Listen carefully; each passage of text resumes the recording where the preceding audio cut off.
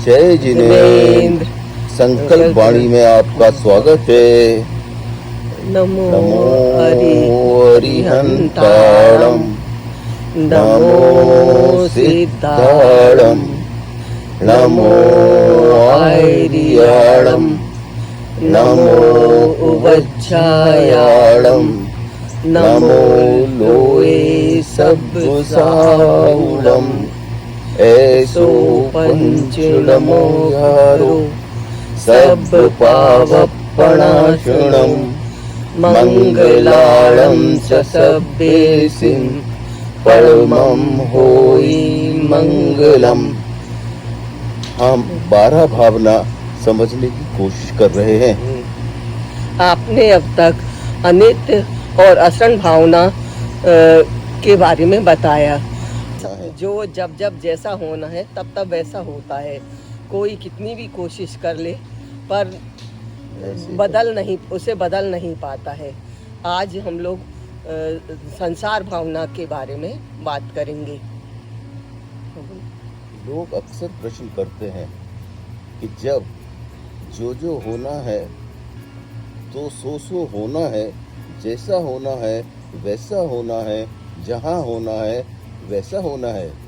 आप बार बार जन्म मृत्यु की चर्चा करके हमें डराते क्यों हैं? अरे भाई, हम तो बहुत सुखी हैं, हमें कोई दुख नहीं है, हम खुशी से रह रहे, हमें खुशी से रहने दो। तो हमारे ज्ञानियों ने कहा कि भाई आप समझा करो संसार क्या है। और संसरण का नाम है, चलते रहना है, जीना है, मरना है, और इसमें कभी सुख हो ही नहीं सकता। आप देखिए, दौलत राम जी ने भी कहा है, इस त्रिभुवन में जीवनंता, सुख चाहे दुख थे भयवंता। अब इतने बड़े मनीषी गलत तो नहीं करेंगे। इस जीवन में दुख होगा तभी तो उन्होंने कहा कि इस जीवन में, वही इसमें कहते हैं कि दाम बिना निर्धन दुखी तृष्णा बस धनवान, कहूँ न सुख संसार में सब जग देखो छान। ये थी हमारी संसार भावना। इसके पहले हमने अनित्य और शरण भावना पढ़ ही चुके थे। सच तो यह है कि हमें सिर्फ नरक के दुखों का पता है। नरक में बहुत दुख होते हैं, मनुष्य योनि में सुख है, देवगति में सुख है। पर आप और लोग रोज वैराग्य भावना पढ़ते हैं, भूधर दास जी की कृत, उसमें सुनिए आप। सुरगति में पर संपत्ति देखे राग उदय दुख होई, मानुष योनि अनेक विपत्ति में सर्व सुखी नहीं कोई। अर्थात जब आप देवगति में जाते हैं तो दूसरे देवों की संपन्नता देखकर ईर्ष्या और डाह में जलते रहते हैं। वो जलना कितना खतरनाक होता है। चिंता करते रहते हैं हम भी कब वैसे हो जाएंगे। किसी ने कहा है कि चिता दहे निर्जीव, चिंता दहे सजीव। तब आप अपने आप को जिंदा जलाते रहते हैं। सोचिए वो भी कितना कष्टप्रद काम होगा। कोई इष्ट बिना नित्य झूरे, होए मरे तो रोवे, खोटी संतति सो दुख उपजे, क्यों प्राणी सुख सोबे।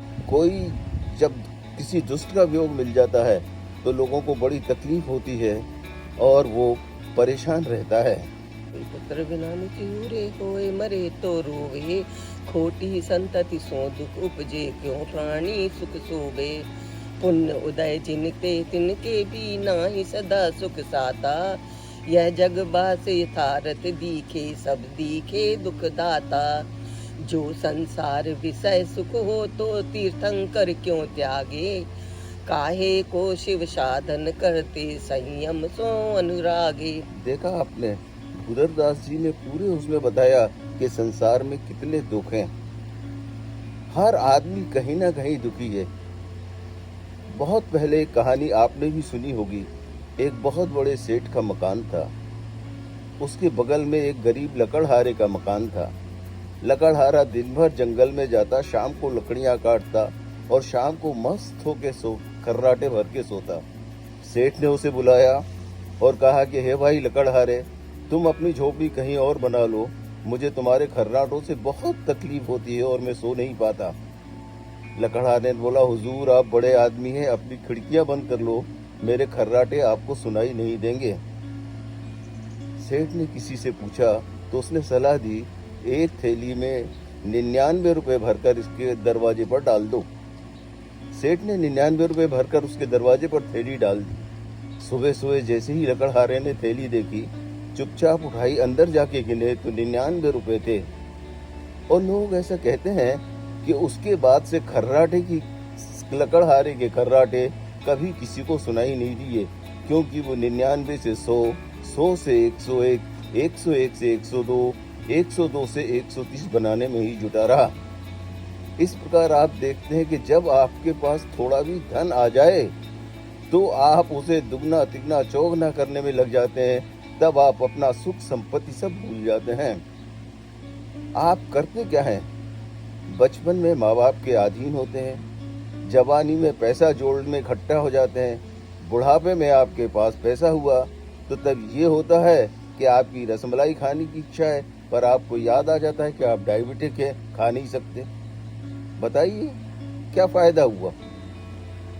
इस प्रकार संसार भावना का चिंतन करने से आपको संसार के प्रति विरक्ति न हो, भले ही एक वैराग्य उत्पन्न हो कि इससे भी अच्छी कोई चीज है। आप सोचिए, हमारे तीर्थंकर, उनसे धनी तो आप नहीं हैं, उनसे ज्यादा बुद्धिमान तो आप नहीं हैं, उनसे ज्यादा वैभव तो आपके पास नहीं है। अगर इस संसार में सचमुच में सुख होता तो वो जो है इस संसार को छोड़ के वैराग संसाधन करके अपनी आत्म शुद्धि में क्यों लगते? हे भाई, आपको संसार भावना इसलिए बताते हैं कि बगैर जाने पहचाने आप क्या तजें क्या छोड़ें ये आप डिसाइड नहीं कर सकते। दौलत राम जी ने अपनी 5वीं ढाल में कहा है, बिन गुणन पहचाने क्या तजिए क्या गहिए। इसलिए जरूरी है कि आप संसार को समझें। ना स्वर्ग में सुख है, ना नरक में सुख है, ना ही संसार पर सुख है।